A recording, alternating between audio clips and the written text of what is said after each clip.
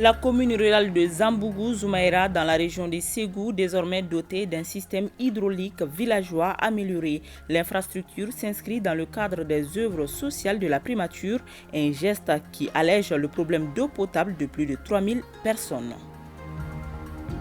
Restitution des résultats préliminaires de la recherche sur le développement du programme de prévention du diabète au Mali.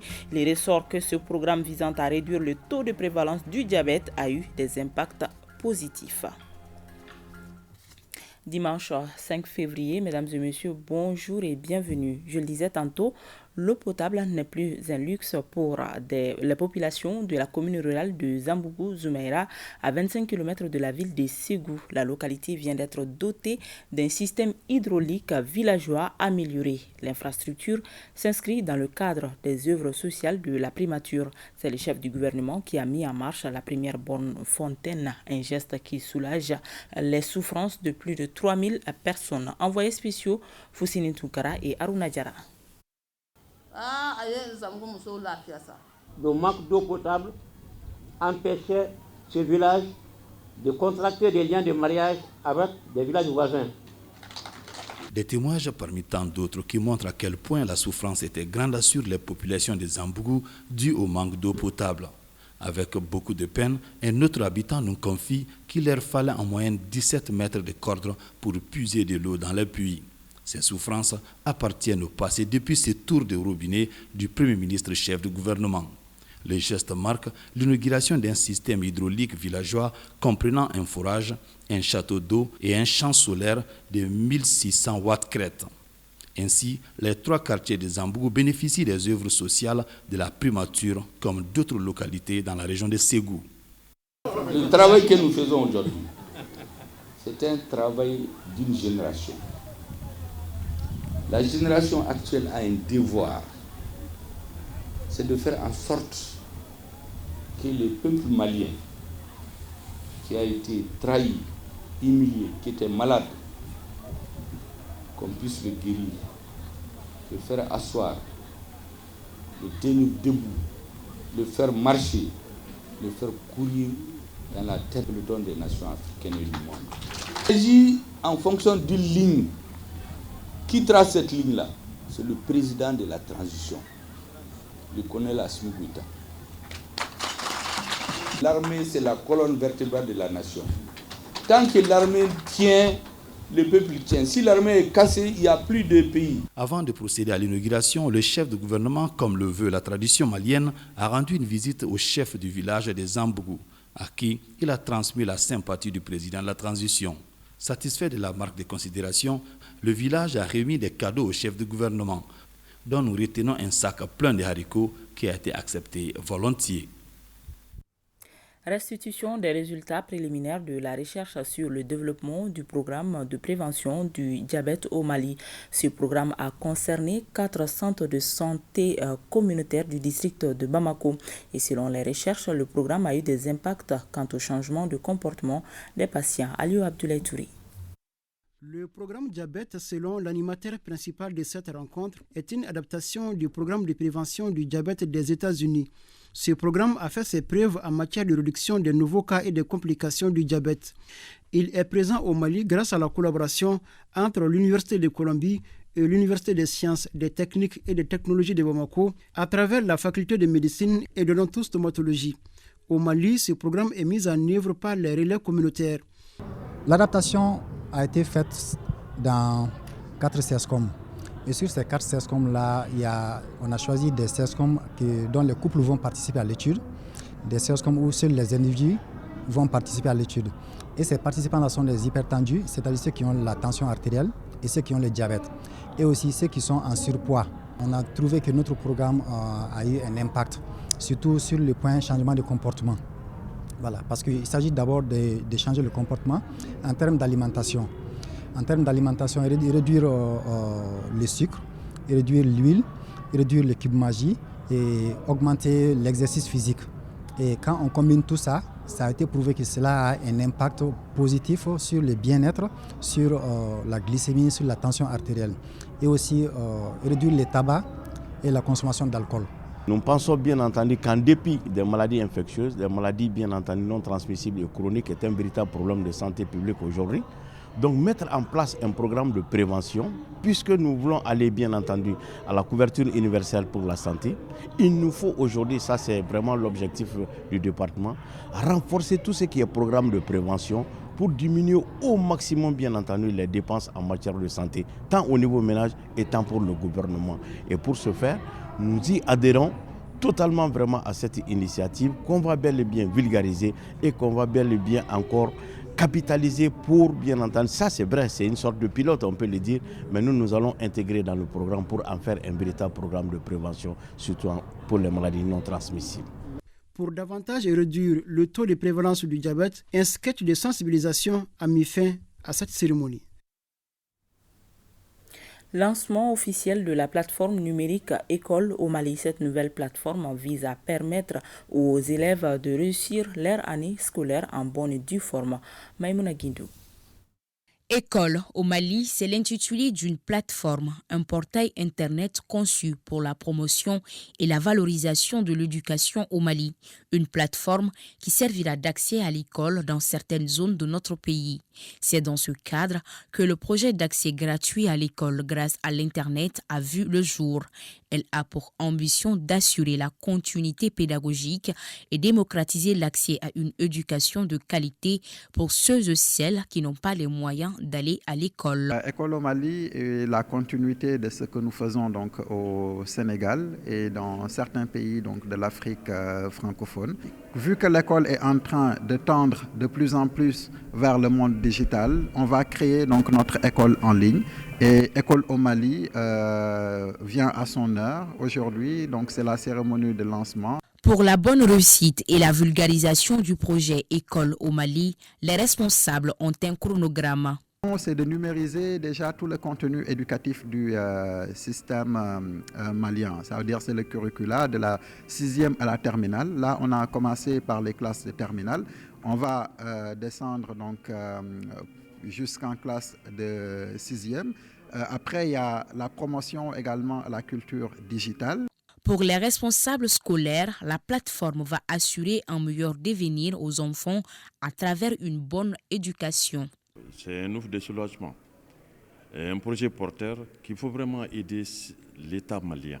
Parce que qui parle de l'école, l'école ne c'est même pas seulement à Bamako, mais le Mali c'est ce tréfonds-là, qui est large, très profond, où on a beaucoup de Maliens, on a beaucoup d'écoles fermées, qu'il faut essayer de redynamiser, réouvrir, n'est-ce pas, pour que les enfants puissent avoir cette chance d'égalité en matière d'instruction. Certains élèves ont déjà bénéficié du projet et n'ont pas manqué de mots pour saluer les initiateurs de cette nouvelle plateforme. Je suis inscrit au baccalauréat étant CL et c'est à travers cette plateforme que j'ai obtenu également mon baccalauréat en série terminale sciences économiques à travers les cours que je prenais en ligne. L'école au Mali a été pour moi une aide précieuse. J'aimerais vous dire que l'école au Mali est une initiative qui mérite d'être encouragée. Ce plan cadre bien avec les besoins du Mali sur le plan de l'éducation, une initiative qui viendra appuyer les efforts du gouvernement dans la bonne marche de l'éducation malienne. Sortie de la 9e promotion de l'Université du Sahel, elle a concerné les étudiants de la faculté des sciences juridiques et économiques, celle de l'information et la connaissance de la langue arabe ce week-end. Cette promotion porte le nom de Feu El Hadj Modi Sila qui a consacré toute sa vie aux activités caritatives en faveur de l'islam. C'est un reportage de Boubacar Kanouti. Un instant inoubliable et plein d'émotions. Ils sont désormais au parfum de la vie professionnelle, ces récipiendaires issus de la 8e promotion de l'Université du Sahel, qui s'est donné comme mission principale la formation d'élites conscientes, dévouées pour la construction de la nation. Tous ceux qui se sont succédés au pupitre ont loué la qualité de l'enseignement dispensé. Ils ont par ailleurs conseillé aux jeunes de faire la recherche, leur cheval de bataille. Avec cette promotion, l'université fait une avancée remarquable. En plus des programmes académiques dans les facultés, l'Université du Sahel a mis en place des cours de formation en langue, arabe, français, anglais, bambara et nko, ainsi que des cours d'informatique. Je saisis cette occasion pour féliciter les sortants et les sortantes, et je prie Allah de vous faire réussir dans votre vie professionnelle en œuvrant au service de votre pays et de votre nation. Je demande à nos enfants d'être persévérants dans la vie, d'être humbles. Parce que c'est ça. Quand on est humble, on apprend beaucoup de choses. 122 étudiants, dont 26 femmes, reçoivent leur parchemin au moment où seuls les plus performants peuvent se frayer en chemin. Tout se passe sous le regard admiratif des parents et du parrain de la promotion, Ibrahim Kontaou. C'est la fin d'un chapitre et le début d'une nouvelle aventure. En effet, ce matin n'est pas un matin comme les autres. C'est un matin dont nous nous souviendrons longtemps et auquel nous repenserons certainement avec nostalgie. Il marque en fait la fin d'une période de notre vie que nous avons eu la chance de partager, mais également le premier jour du reste de notre vie. Les majors des différentes promotions ont reçu sur place leur attestation et la signature d'un protocole entre l'Université du Sahel et la CICR. La déclaration de Aminata Dicko lors de la présentation du dernier rapport trimestriel de la MINUSMA aux Nations Unies est une violation de l'article 2 de la Charte de l'ONU. C'est ce que la coordination des femmes du COREMA, collectif pour la refondation du Mali, a expliqué aux hommes de médias. La présidente du bureau de coordination des femmes du COREMA, Koulibaly Aminata Sangaré, est au micro de Batraoré. Pour le bureau de coordination des femmes du COREMA, collectif pour la refondation du Mali, l'article 2 de la Charte des Nations Unies interdit l'ingérence dans la gestion des affaires publiques des États. Ce principe est violé par la récente intervention de la Malienne Aminata Cheikh Dicko lors de la présentation du rapport trimestriel de la MINUSMA sur le Mali au Conseil de sécurité des Nations Unies. Aussi, les femmes du COREMA protestent contre les propos de l'intéressé. Les choix portés sur Aminata Cheikh Dicko au nom de la société civile malienne en complicité avec la MINUSMA est la preuve palpable de la violation de l'article 2. Nous rappelons à la dame Aminata Cheikh Dicko que le Mali est un pays sérieux et responsable et qui n'a jamais utilisé des mercenaires qui sont d'ailleurs des pratiques quotidiennes de ceux qui la manipulent contre le Mali. Les femmes du COREMA portent à la connaissance de l'opinion nationale et internationale que cette déclaration de Aminata et Cheikh Dicko est de nature à faire appel à la mise en application de l'article 138 et 139 de la Charte des Nations Unies, faisant appel à une intervention de l'OTAN sur le territoire malien. Selon les femmes du COREMA, la déclaration de Aminata Dicko vise à ternir l'image de l'armée malienne et à freiner son élan. Toutes ces manipulations ont pour objet de mettre dans la poubelle la plainte du Mali contre la France et dont une complicité du Conseil de sécurité des Nations Unies a freiné le Mali dans son élan de mettre nu la France et la MINUSMA. Nous, femmes du COREMA, s'opposent à toute mission des Nations Unies au Mali dans le cadre de la violation des droits de l'homme avant l'examen de la plainte du Mali contre la France. Tout en appelant à l'union sacrée, les femmes du COREMA demandent à toutes les autres femmes du Mali de rester mobilisées pour la défense de la patrie. Voilà, vous l'aurez remarqué, c'est le reportage complet des femmes du COREMA qui protestent et appellent les autres femmes du Mali à s'unir pour la défense de la patrie. Journée de réflexion sur la situation sécuritaire dans la région de Gao. L'objectif est de recenser les pistes de solutions pour endiguer le phénomène. C'est une initiative de la coalition des anciens des mouvements et organisations de la résistance civile de Gao. Le reportage de Rakia Touré. C'est pour mieux cerner les facteurs à la base de l'insécurité dans la région et adopter les mécanismes appropriés pour l'endiguer que la coalition des anciens des mouvements et organisations de la résistance civile de Gao a initié cette journée de réflexion. C'était à l'intention des militants et sympathisants de la coalition et des forces de défense et de sécurité. Il est plus qu'important en tant qu'anciens résistants de se réunir pour en tout cas réfléchir de Abokoira à Labzanga pour sortir des recommandations, aider nos forces de défense et de sécurité, mais aussi et surtout les autorités, n'est-ce pas, de la transition, n'est-ce pas, à prendre nos recommandations en compte et pouvoir en tout cas les insérer dans leur stratégie de combat contre le terrorisme et contre le banditisme. Selon les initiateurs, les recommandations formulées au cours de cette journée de réflexion seront remises aux autorités. Ils promettent de suivre de près la mise en œuvre. Je saisis la présente occasion pour féliciter très sincèrement la CAMOS pour cette belle initiative, à savoir bannir l'insécurité sous toutes ses formes, sur toute l'étendue de la République du Mali. Soyez donc rassurés que les autorités régionales ne ménageront aucun effort pour vous apporter concours d'assistance en cas de nécessité pour la réussite de cette noble initiative. La journée a été mise à profit pour faire la présentation du mouvement et remettre aux autorités le rapport d'activité 2021-2022 de la CAMORS. Partons à 100 pour parler de la sensibilisation sur l'importance du port de casque moto qui a démarré. L'opération est lancée par le gouverneur Sangaré à travers les distributions gratuites de casques. Dans les jours à venir, les médias locaux seront mis à contribution afin d'accentuer la sensibilisation. Pour plus de précision, écoutons le colonel Ousmane Sangaré, gouverneur de la région des 100. Il est au micro d'Idrissa Koni. Le but, c'est de doter les motocyclistes des casques, leur permettant d'être prudents dans la circulation et en cas d'accident, d'éviter beaucoup de chocs au niveau de la tête.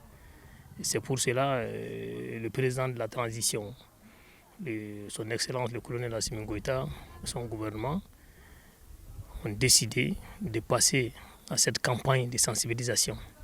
Madame le ministre des Transports et de l'Équipement s'est vraiment investi en cherchant des casques dans ce sens pour doter les jeunes, les motocyclistes d'une manière générale, pour au moins les protéger. Le Mali a besoin de tous ses fils. Ce qui est sûr, on ne pourra pas éviter des accidents, mais on pourra faire en sorte que les accidents causent moins de dégâts. C'est dans ce cadre-là qu'on a fait cette distribution des casques, sensibiliser les autres à porter des casques. On porte des casques, c'est vrai, mais on le porte d'abord pour soi-même. Voilà, c'est pour se protéger. Sama Moné a offert un dîner gala vendredi soir à ses partenaires à l'hôtel Radisson Collection de Bamako. Au cours de la soirée, un partenariat a été signé entre l'artiste musicien Sidiki Diabaté et Sama Moné. Sidiki Diabaté est désormais l'ambassadeur de Sama Moné dans le monde. Suleiman Sidibé a suivi le dîner gala pour ORTM1. Sidiki Diabaté et Sama Moné désormais main dans la main pour faire la promotion des produits de la société dans le monde entier. Un dîner gala pour célébrer cette union entre l'artiste musicien et Sama Moné. Tout ce que je peux faire pour donner de la force à Sama Moné, je le ferai. Parce que Sama Moné a respecté le Mali. Mon devoir serait de faire connaître déjà cette application qui nous permet de faire les transferts d'argent comme tant d'autres, mais qui est encore plus meilleur ici au Mali et dans les autres pays. Sama Moné est une fintech 100% malienne et vient de lancer son développement à l'international il y a 1 an. Son objectif est d'être une référence en matière de transfert d'argent et de paiement mobile au Mali et dans le monde entier. Le sens du partenariat que nous célébrons ce soir avec Sidiki Diabaté comme notre nouvel ambassadeur de Sama Moné.